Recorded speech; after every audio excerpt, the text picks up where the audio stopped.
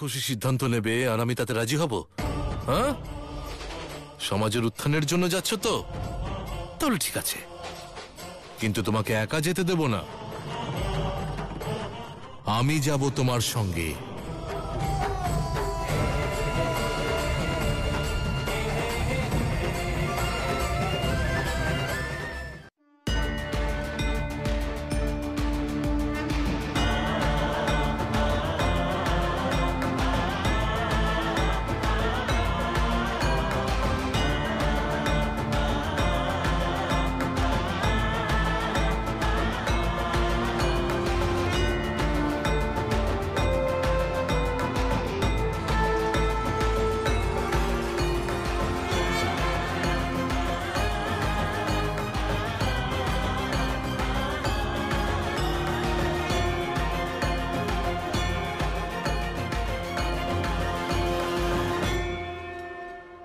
মহাশা, ঠিক আছে, যেতে চাইছো তো তবে চলে যাও, জেদ পূর্ণ করো, কিন্তু একটা কথা স্মরণে রেখো, একবার যদি চলে যাও আর এখানে ফিরে আসবে না। আমরা কেউ ফিরিয়ে আনবো না তোমাকে।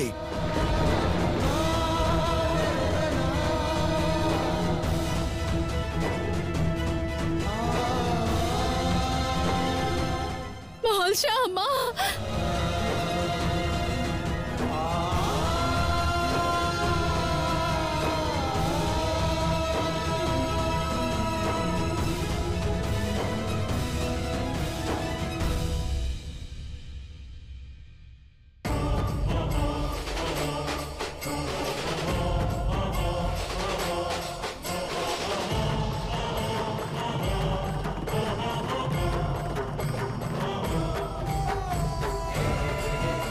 মহাশা, মহাশা, যাস না।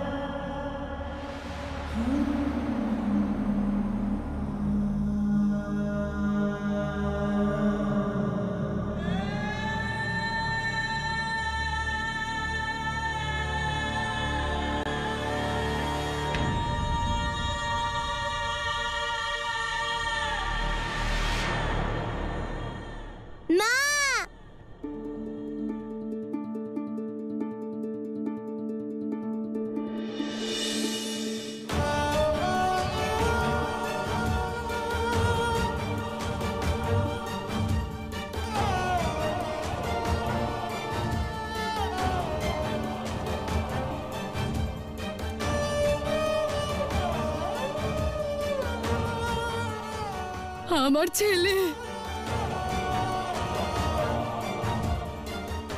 সরল, নির্দোষ, সমাজের এত নিয়মও বোঝে না। ও যদি কোনো ভুল করে থাকে তাহলে ক্ষমা করে দেবেন, শুধু আমাদের শাস্তি দেবেন না। এরকম কেন বলছেন? আর হাত জোড় করছেন কেন?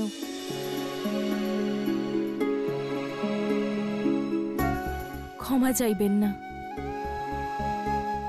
ক্ষমা তো আমাদের চাওয়া উচিত। এমন সমৃদ্ধ সমাজে থাকার পরও আপনাদের এই অনর্থ সহ্য করতে হচ্ছে।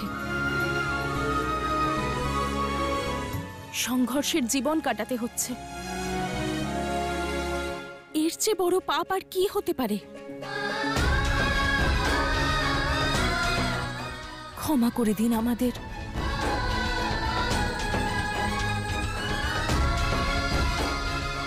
এ তো আমরা সেই জন্ম থেকে ভোগ করছি। জানি না মহাদেব আমাদেরকে কবে দয়া করবেন।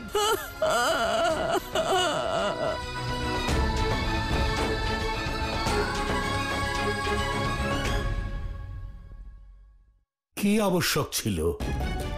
আমরা এখানে শিব শক্তির হাতে বানানো প্রসাদ গ্রহণ করতে এসেছিলাম, নাকি আমাদের অহংকার প্রকাশ করতে? আরে উনি শিব শক্তি, উঁচু নিচু দেখেন না। উনি শুধু করুণা বিস্তার করেন, অহংকার নয়। দেবরাজ হয়েও নিজের ক্রোধের কাছে পরাজিত হলেন, নিজের উপর নিয়ন্ত্রণ রাখতে পারলেন না। কত আনন্দে ছিলাম আমরা যে ধীরে ধীরেই হোক তারা দুজন কাছে আসছিলেন। নিজের অস্তিত্ব জানতে পারার অন্তিম পর্যায়ে এসে পুনরায় শিব শক্তি হচ্ছিলেন। আপনার এই অহংকার শিব শক্তির লীলাকে গ্রাস করেছে ইন্দ্রদেব। নিয়তির এই চক্রে বাধা উৎপন্ন করেছেন আপনি দেবরাজ।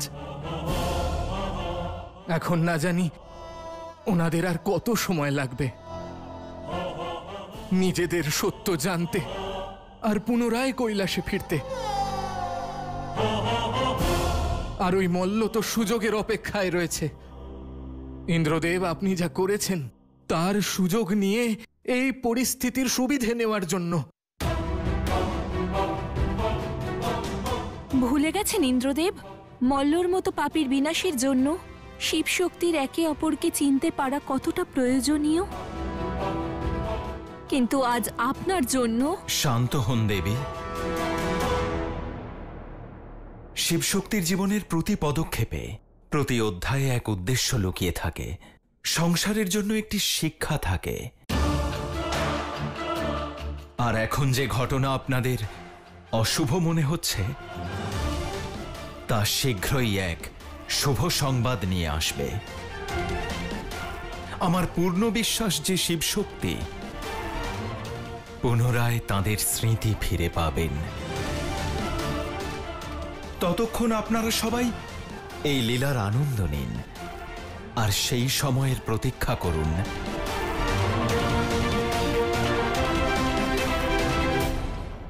অহংকারের বশে যে অন্যায় আমি করেছি তা সংশোধনও আমি নিজেই করব।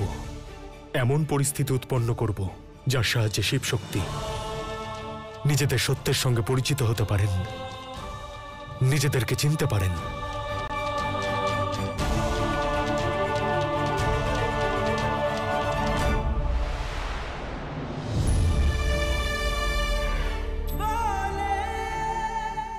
মহাদেব কখনো কারোর সুখ ছিনিয়ে নিতেই পারেন না।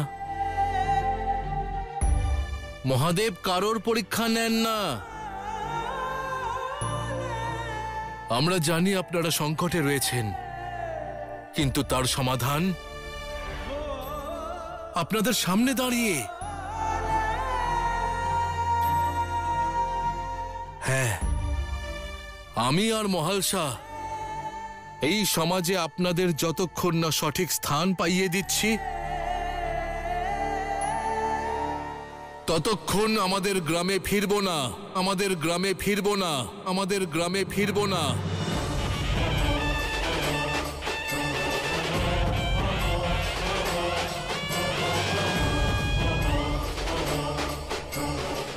মার্তণ্ড, তুমি আমার জন্য। এটা তোমার জন্য নয়, আমাদের জন্য করছি।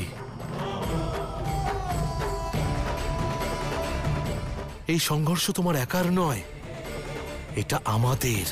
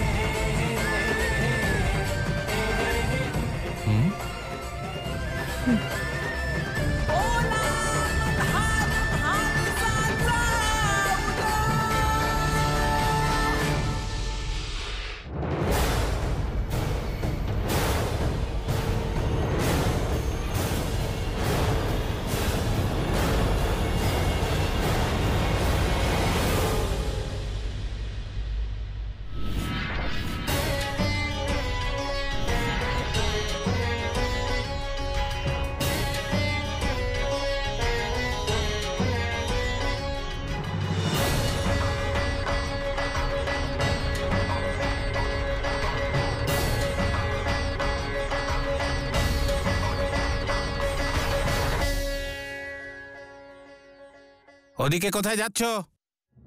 যাও যাও এখান থেকে। আমি মহারাজ মল্লর সঙ্গে দেখা করতে চাই। খুবই প্রয়োজনীয় কাজ আছে ওনার কাছে। যদি ওনার সঙ্গে দেখা না করি তাহলে ওনার ক্ষতি হয়ে যাবে। প্রহরী, আসতে দাও।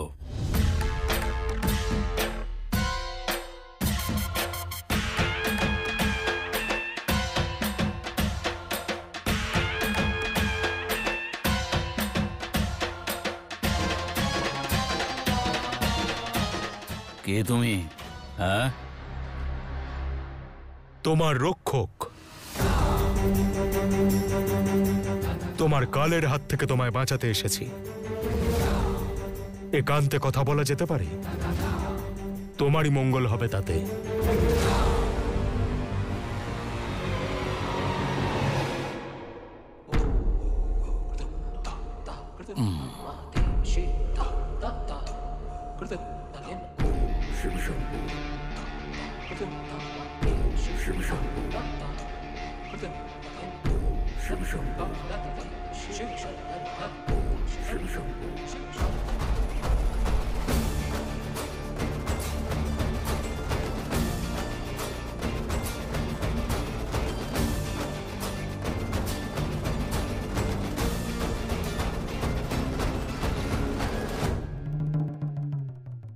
তোমার কথা তোমার ধড়ের উপর থাকা ওই মুন্ডুর থেকে বেশি ভারী হতে হবে, কিন্তু না হলে আমার সময় নষ্ট করার শাস্তি স্বরূপ তোমার ধড় থেকে মুন্ডুকে আলাদা করে তাকে অন্য কোথাও পাঠিয়ে দেব আমি। যদি আমার লাভ না হয় তাহলে আমি কিন্তু তোমার কাল হয়ে যাব।